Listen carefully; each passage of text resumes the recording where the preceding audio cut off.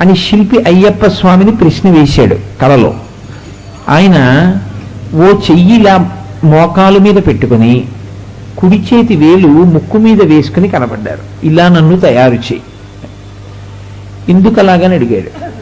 అంటే నా ముఖంలో ఉండేటటువంటి భావం ఎలా ఉండాలో తెలుసా అన్నన్నా అని, ఇలా ఏదో తప్పు జరిగిందన్నట్టు ఉండకూడదు.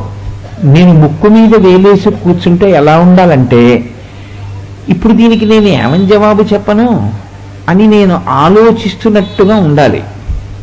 నేను నా ముక్కు మీద వేలు తీసేసి ఇలా అభయహస్తం కింద మార్చాలి అంటే, ఒక మహాప్రాజ్ఞుడైనటువంటి వ్యక్తి, ఒక మహాభక్తుడైనటువంటి వ్యక్తి దేవాలయ ప్రాంగణంలోకి ఎప్పుడు ప్రవేశిస్తాడో, ఎప్పుడు ప్రవేశించి నా గురించి మాట్లాడతాడో అప్పుడు మాత్రమే నేను నా ముక్కు మీద వేలు తీస్తాను. అంటే ఆ రోజున ఒక మహాభక్తుడు గుడిలో ప్రవేశించాడు అని గుర్తు. అందుకని నన్ను అలా తయారు చేసి ఉంచు అన్నారు. అంటే ఆ శిల్పి అలాగే చెక్కే ప్రయత్నం చేశాడు. స్వామి కూడా అలాగే వెలిశారు. విజయనగర సామ్రాజ్యంలో దేవాలయంలో ఆ మూర్తి ఉంది.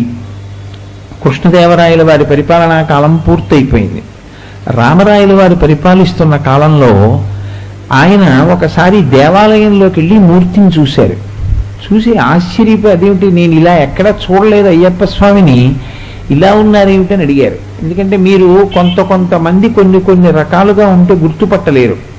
వినాయకుడు మనుష్య స్వరూపంతో నిలబడి ఉన్నాడు అనుకోండి, మీరు గుర్తుపట్టలేరు. చిదంబరంలో ఉన్నాడు అలాగా. అలా